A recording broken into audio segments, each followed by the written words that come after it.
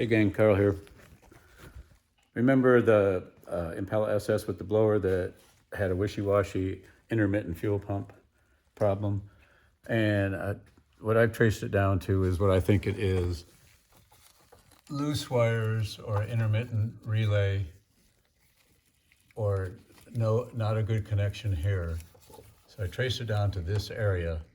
And so I'm going to replace the Racetroix relay, which is a good quality relay. I'm going to replace this whole thing. You know, I have to wire it with my custom terminations. I'm going to use Deutsch connectors. I have a variety, but I'm going to replace it with this really high quality, also sealed. It's from TE Connectivity, but Maven sells it at a reasonable price, Maven Performance. So that's what's going on today.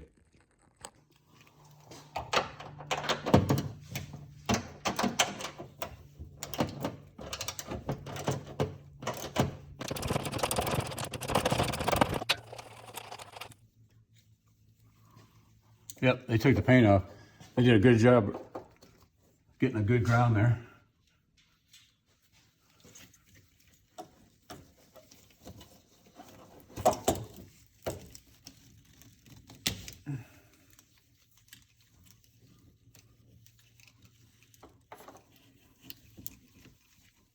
Interesting.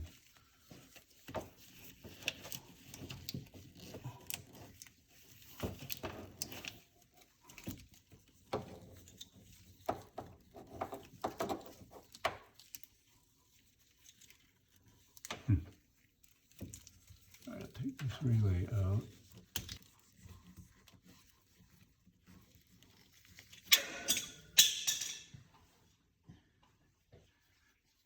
Maybe I need a replacement one of these, but I don't have one.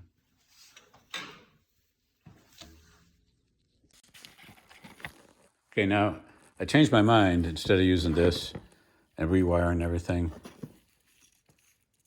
then, you know, this was clicking, this relay. Anyway, what I'm going to do is replace it. Anyway, what I'm going to do is replace it with another Racetroix, not the whole length of power wire, just the back part of it.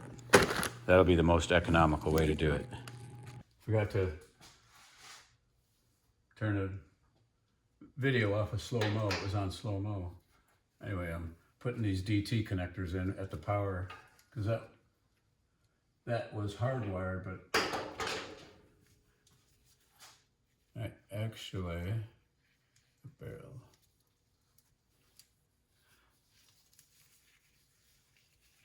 Using this 12 gauge here to do 10 gauge, but it works.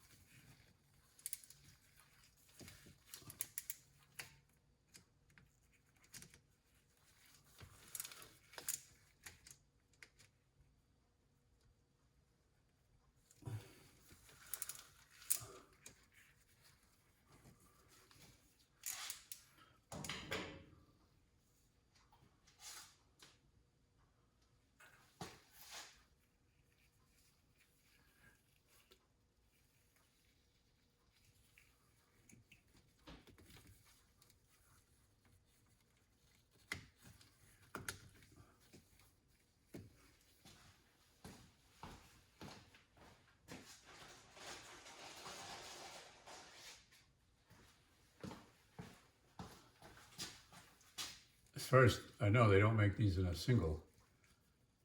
So you have a spare here for the second. All right, so this will be for the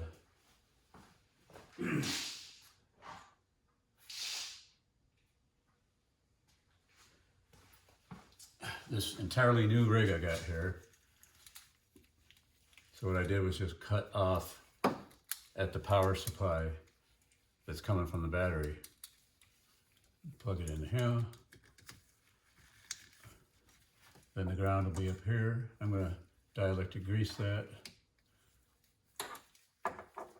Everything else will be plug and play. If anything else, then after this, it's still not working, and we have to figure out what that intermittent is. then it would be at the fuel pump, but I don't believe that's going to happen. I'm going to leave this all undone for now. Get some dielectric grease for up there.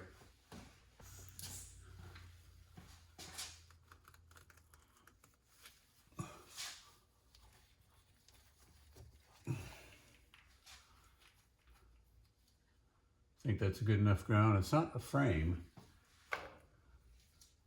but the relay was clicking. That means it was switching. So that was working. Don't want to confuse the issue. But sometimes it would click and provide power. Other times it would click and not provide power to the fuel pump. Or was it providing power and the fuel pump wasn't coming on, and at other times it would come on. So that could then be at the bulkhead, they call it, right at where the fuel pump sender rig is at, and it has to have a connection at the, either a pass through with a grommet or a screw on right at that hat, and then that goes to a ground. I like to just ground that independently and through this ground wire, and then this ground comes to here. Now I'm going to get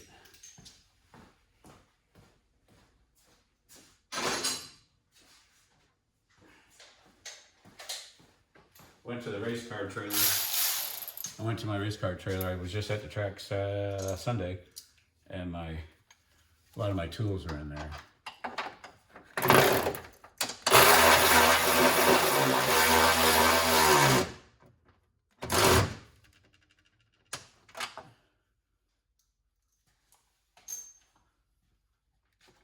Oh, dang it. This goes up there for convenience.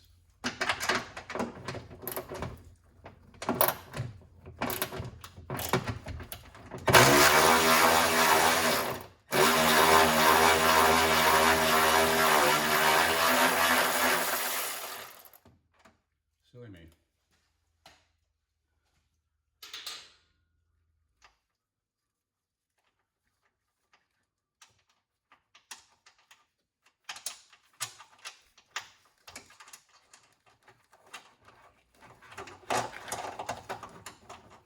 Very nice setup here. Convenient, well done, well designed by Racetroix.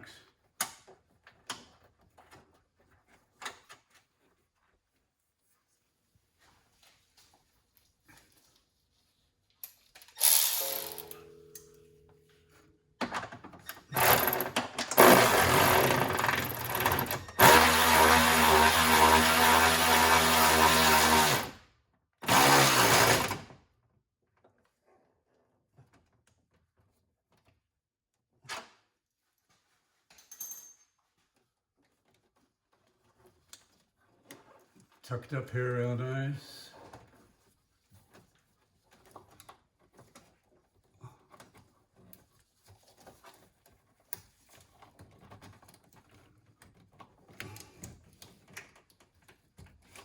The heck.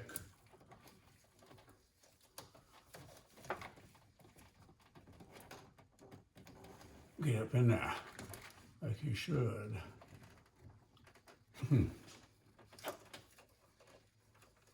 Well, that goes there. This one ought to fit.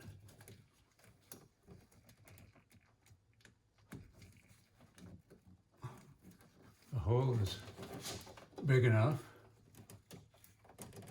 Maybe I just gotta push harder. Yep. Everything's tucked real nice.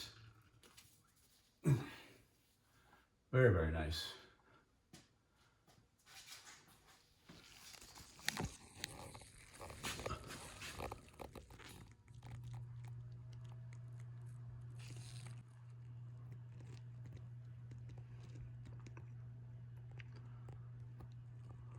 Now let me explain a little better. From last time, I was one hand and using this with one hand on the camera. Let me explain this a little better. If you're going to test a fuel pump, most cars have this. I don't know where they're all at different cars, but there's always a test, you can turn the pump on with this. It's convenient maybe to empty the tank, but it's also to test to see if it's working. What it does, this just applies the 12-volt signal to the fuel pump relay. And then the fuel pump turns on, either with the stock system or what we have now is a Racetroix system, and that simply, the relay comes on, it's still at the fuel pump area, at the gas tank area. That 3-pin connection there is the fuel level sender and a ground, and that ground goes to the trunk, and the 12 volts from here. But now we're not doing the 12 volts from here, we're doing power directly from the alternator post. It's much more robust, and there's a 20 amp fuse right here at the alternator post. That wire goes directly back, and it powers the relay, and it passes through the relay. When that relay is activated, it goes right to the fuel pump. This is going to give me that turn on signal, and I am confident the pump's going to come on. And if it doesn't come on, it's not because of the wiring. There she blows, she's coming on. Now I want to also explain, if you're doing this, the injectors are not pulsing. So fuel is not going into the engine. Fuel is just recircling.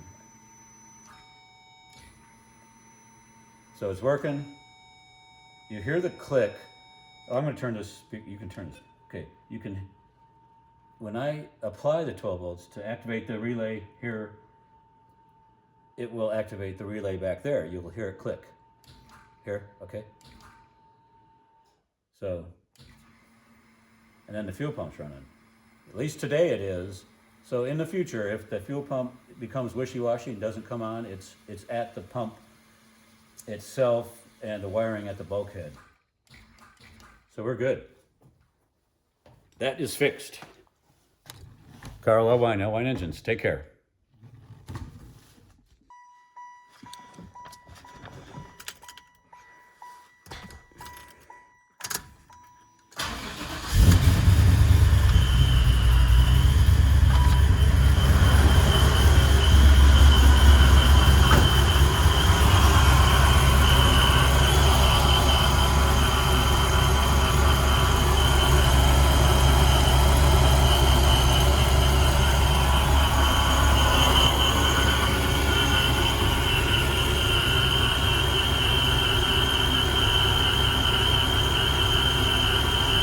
Nice.